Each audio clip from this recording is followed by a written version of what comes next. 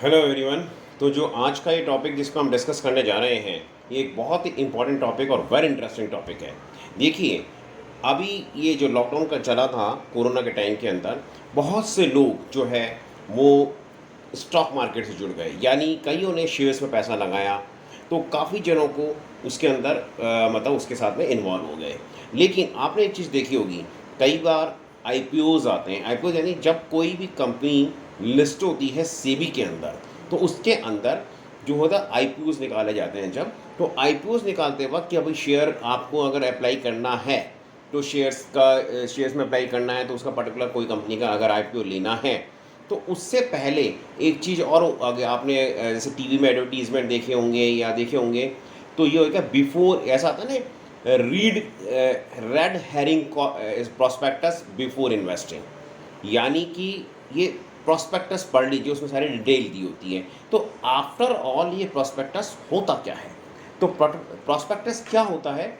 Prospectus वो चीज़ है जिसके अंदर वो एक ऐसा एक पर्टिकुलर डॉक्यूमेंट है जिसके अंदर सारी इंफॉर्मेशन होती है जनरल पब्लिक के लिए about the shares and the debenture. यानी कि कोई भी कंपनी जब कैपिटल इकट्ठा करना चाह रही है शेयर्स या डिबेंचर के थ्रू, तो वो जब इकट्ठा करेगी तो उसके अंदर वो उसको पहले वो अपने इश्यू करती है, जो उसको हम जो डॉक्यूमेंट होता है जिसमें सारी चीज़ मेंशन होती है, वो किस तरह से करेगी, कहाँ पैसा लगाएगी, सारा कुछ वो होता है, उसकी कंपनी की डिटेल होती है, वो उसको वो कहलाता है प्रॉस्पेक्टस।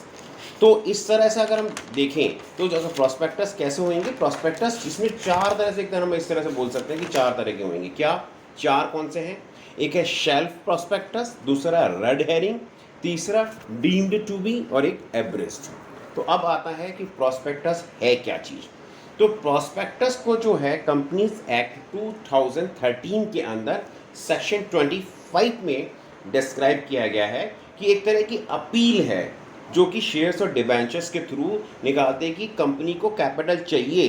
तो कैपिटल चाहिए तो वो शेयर्स और डिबेंचर्स के थ्रू इकट्ठा करती है पैसा, तो जो कैसे करेगी उसको वो प्रॉस्पेक्टस में डिटेल देगी, डिटेल उसमें मेंशन रहती है। तो हम डेफिनेशन कैसे कह सकते हैं कि जो डेफिनेशन है कंपनीज एक्ट 2013 के अंदर सेक्शन 2 सब सेक्शन 70 के अंदर इसको डिफाइन किया गया है, डिस्क्राइब किया है।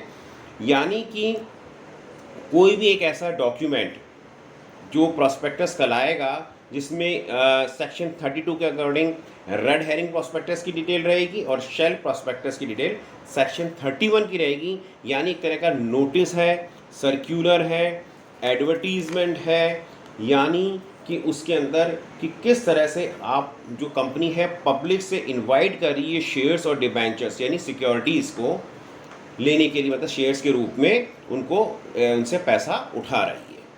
तो एक फेमस केस लॉ था इसमें, सन भूगम वर्सेस रंगाराम 1934। इसमें क्या कहा गया? इसमें ये कहा गया, मद्रास हाई कोर्ट ने ये कहा था कि prospectus is a kind of appeal to public to purchase share and debentures of company. अब नेक्स्ट आता है कि अब मेन चीज़ होती है कि शेल्फ प्रॉस्पेक्टस होता क्या है।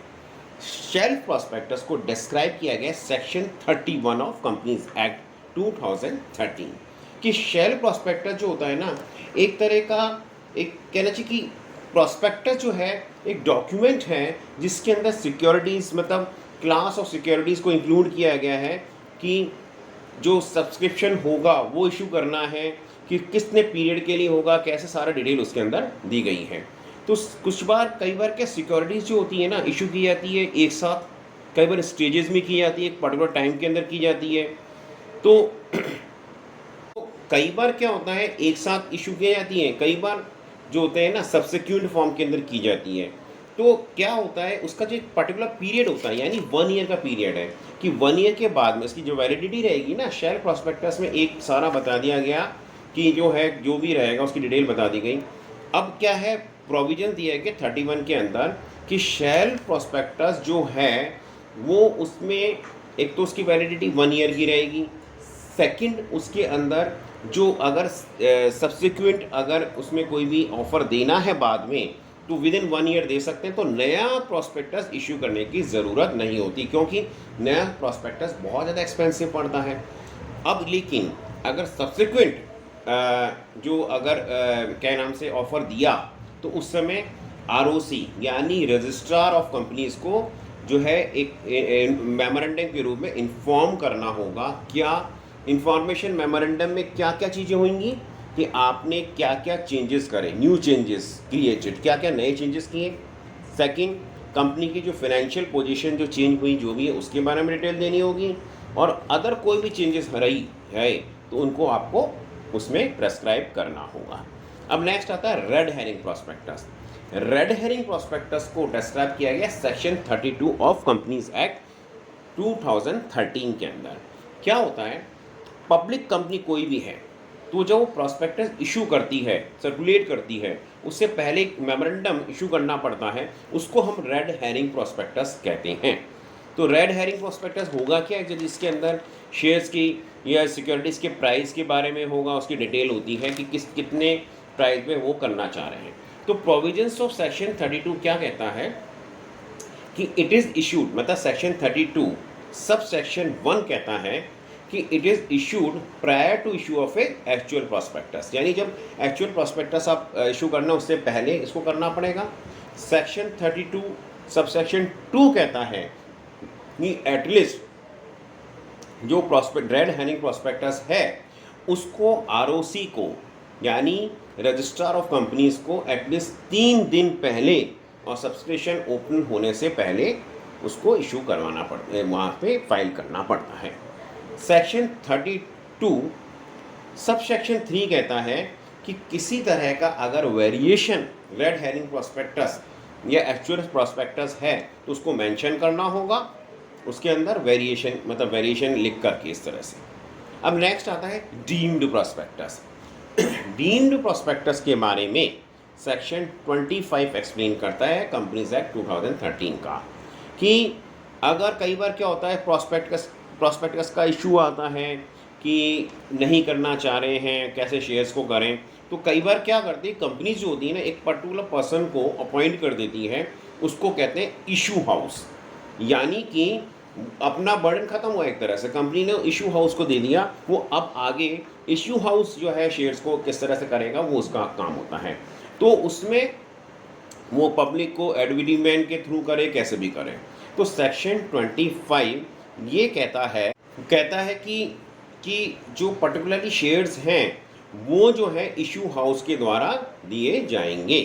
तो नेक्स्ट है एब्रिज्ड प्रॉस्पेक्टस। एब्रिज्ड प्रॉस्पेक्टस के बारे में सेक्शन 33 बताता है कंपनीज एक्ट 2013 का, कि एक मेमोरेंडम है जिसमें जो कंटेन करता है, जिसमें डिटेल रहती है, सैलिएंट फीचर्स रहते हैं प्रॉस्पेक्टस के, जो कि मतलब उसको हमको specify which may be specified by SEBI, तो रेगुलेशंस वगैरह के हिसाब से। तो क्या होता है यहाँ पे एक और बात बता दें कि अगर कंपनी किसी तरह का डिफ़ॉल्ट करती है तो कंपनी लायबल होती है पेनल्टी 50,000 फॉर ईच डिफ़ॉल्ट। तो जैसा हमने बताया, अब नेक्स्ट पॉइंट ये आता है जो भी एक इम्पॉर्टेंट पॉइंट है कि प्रॉस्पेक्टस किन किन केसेस के अंदर यानी किस किस कंडीशन के अंदर प्रॉस्पेक्टस इशू करने की आवश्यकता नहीं है। तो सेक्शन 26 ऑफ कंपनीज एक्ट 2013 ये डिस्क्राइब करता है कि कौन कौन से केसेस के अंदर हमको प्रॉस्पेक्टस इशू करने की ज़रूरत नहीं होती। जैसे कि अगर शेयर्स या डिबेंचर्स पब्लिक को ऑफर नहीं कर रहे हैं। सेकंड, कि अंडर राइटिंग एग्रीमेंट हो रहा है बैंक या ब्रोकर के थ्रू। नेक्स्ट है कि हम जो एग्जिस्टिंग मेंबर्स को यानी where the offer is made only to the existing members या डिबेंचर्स होल्डर्स को। नेक्स्ट आता है कि जब शेयर्स जो है प्लेस किया जा रहा है प्राइवेटली लेस देन 50% यानी 50 से ऊपर नहीं हो, 49%। अगर 50 से ऊपर हो गए तो फिर वो पब्लिक इशू बन जाएगा। और सबसे इम्पॉर्टेंट पार्ट यहाँ पे आता है कि section 2 sub section 35 of companies act 2013 कहता है कि इन केस जब अगर कंपनी प्राइवेट कंपनी है तो उस केस के अंदर किसी भी तरह का कोई भी प्रॉस्पेक्टस इशू करने की ज़रूरत नहीं होती है। तो यहाँ पे हमने एक इम्पॉर्टेंट टॉपिक डिस्कस किया जो कि था प्रॉस्पेक्टस के बारे में, जो बहुत ही इम्पॉर्टेंट है। तो इसके अंदर इस चीज़ को आप ध्यान से सुनिए, समझिए, क्योंकि प्रॉस्पेक्टस एक एक डॉक्यूमेंट होता है जो शेयर्स डिबेंचर्स यानी कंपनी की डिटेल सारी चीज़ों के बारे में हमको एक्सप्लेन करता है कि उसमें क्या चीज़